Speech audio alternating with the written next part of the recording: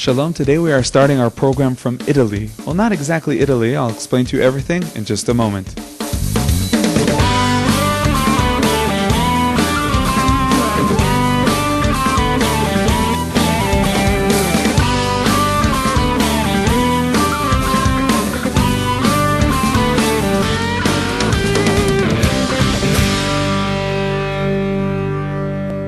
Shalom and welcome to Israeli Salad. Today we are starting our program from the Italian Jewish Art Museum in Jerusalem.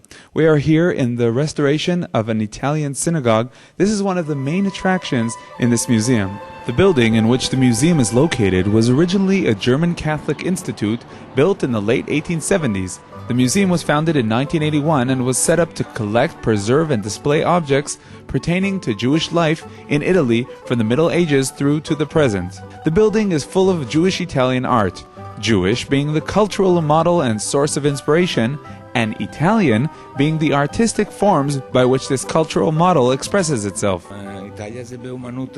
Italy is number one in the field of art.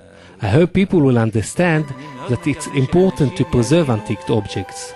The collection of arks and religious objects from the Renaissance and Baroque period was brought from Italy to Israel in the 1960s by Dr. Umberto Nahon through a joint initiative in collaboration with the Jewish communities of Italy and Israel. These rare items were found in deserted synagogues that belonged to communities which had completely lost their members.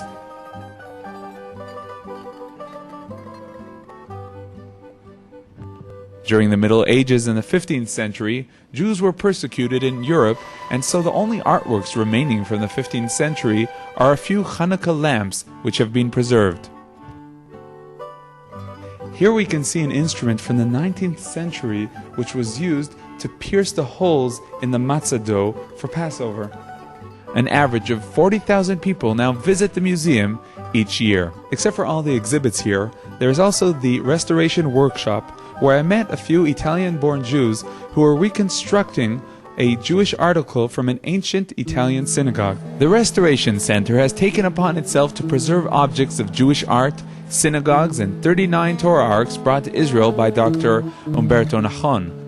The center has restored arks and provided them on permanent loan to various sites, including the synagogues in the Knesset, the Jerusalem City Hall, and the Jerusalem Mall.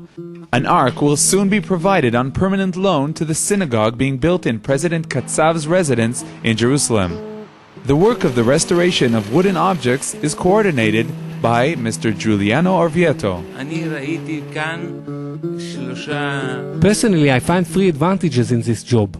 These are valuable objects, they are from Italy where I was born, and they are holy objects. So that'll be all for now from the Italian Jewish Art Museum in Jerusalem. We'll be back in the studio in just a moment.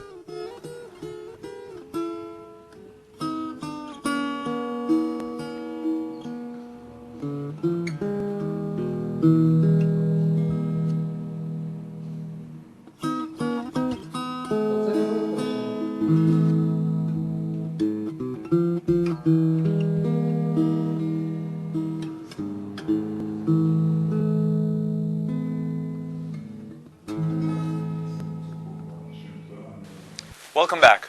As many of you have probably heard, a Jerusalem Magistrate Court has convicted directors and broadcasters of the Arutz Sheva radio station of illegal broadcasting. Earlier this week, Arutz Sheva's management has decided to stop all radio broadcasts. However, all the internet broadcasts will continue. We call you all to help Arutz Sheva by signing an online petition calling for the legislation that will enable the reopening of Arutz Sheva.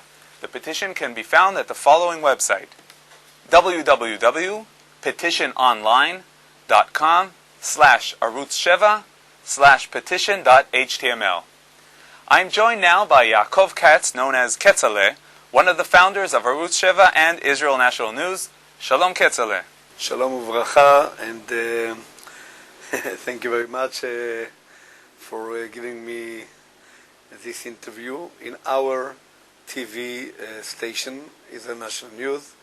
INN. It's a great pleasure to be here. So update us. What's going on today with Arutz Sheva? As you know, we have established Arutz Sheva 15 years ago.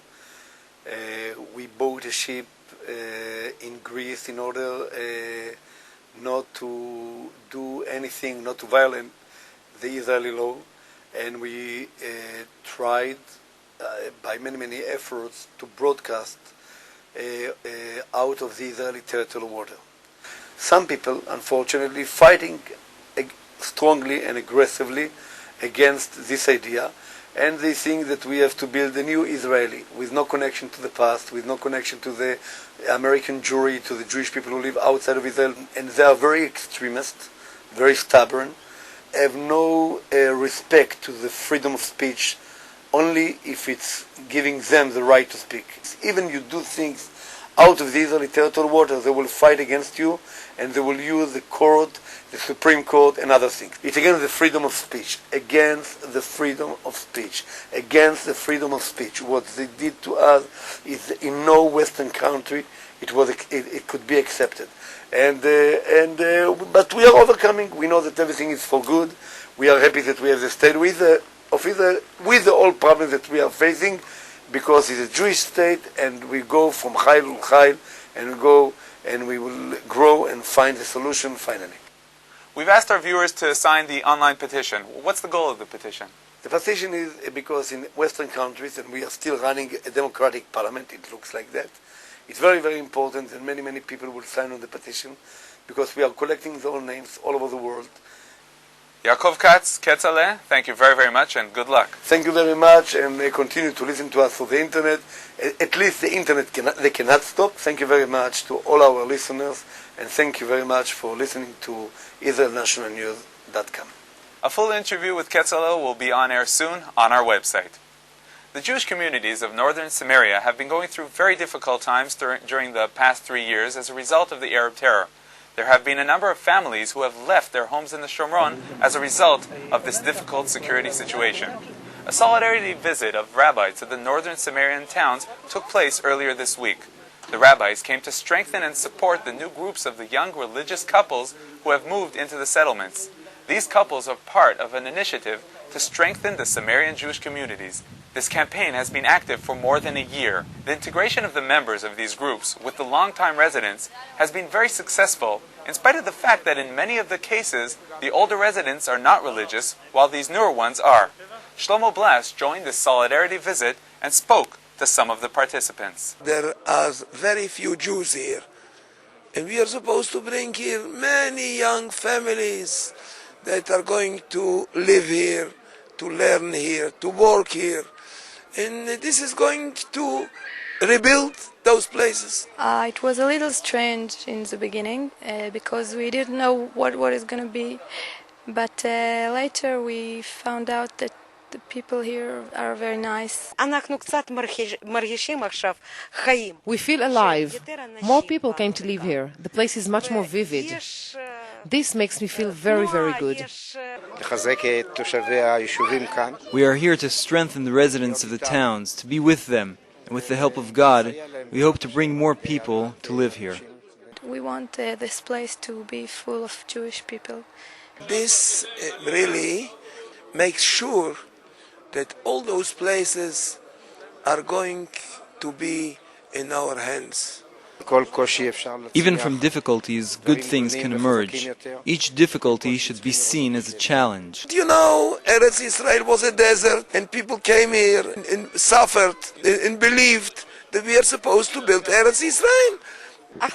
My decision after my husband was killed was that this is my home and my land, and I'll never leave it. And we have seen here people who are not religious.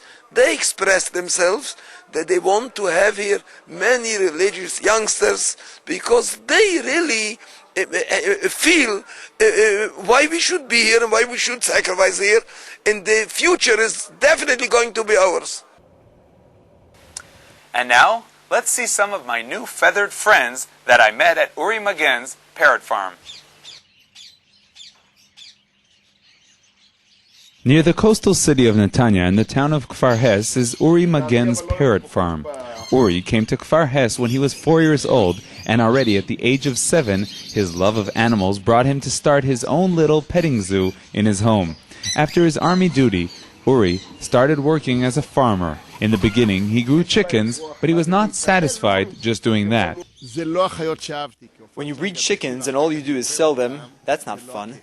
Uri then started growing flowers, and 15 years ago, when the situation of agriculture was hard, he and his brother began to breed parrots.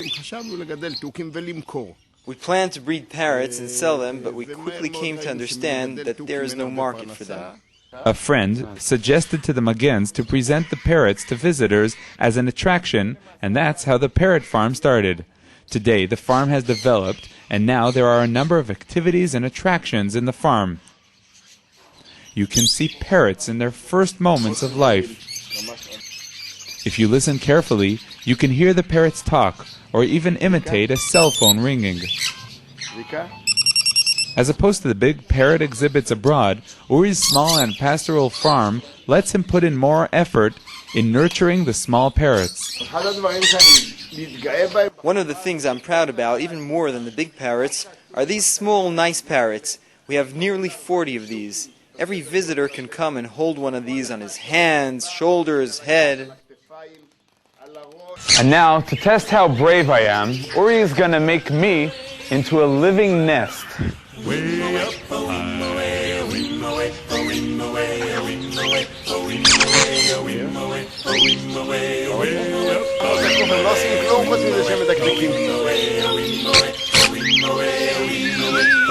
Here I present the new staff of Israeli salad.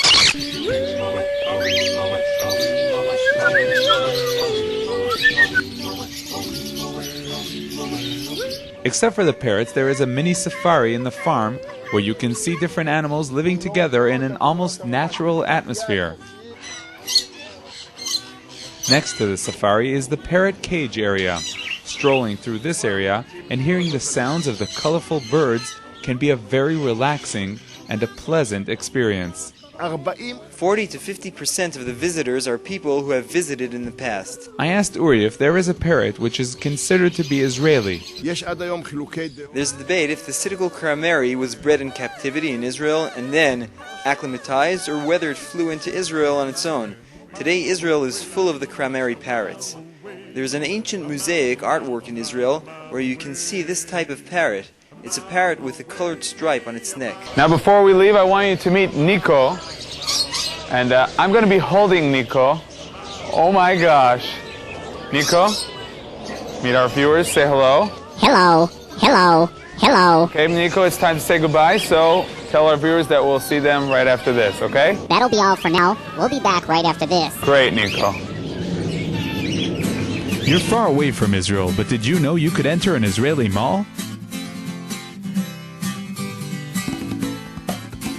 Israel NN Mall is the source for wonderful Israeli and Jewish gifts on the web. So check out our site at IsraelNNMall.com.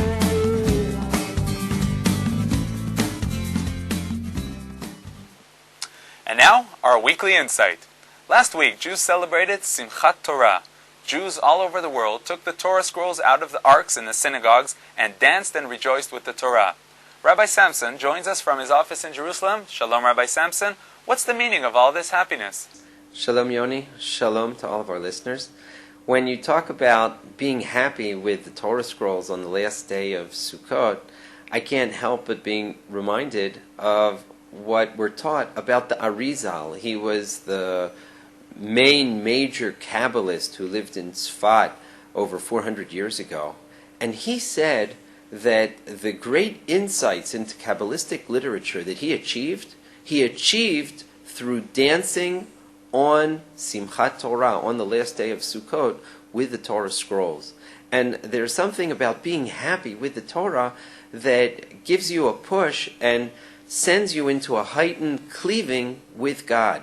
And the Torah is what differentiates the Jewish people from all of the other nations of the world. Even though all of the other nations of the world benefit from us receiving the Torah, nevertheless, it's we who have received the Torah, and this is what makes us so happy on the Sukkot holiday. Okay, so there's something to be happy about. But how could it be a commandment, a mitzvah? How could you command someone to feel happy?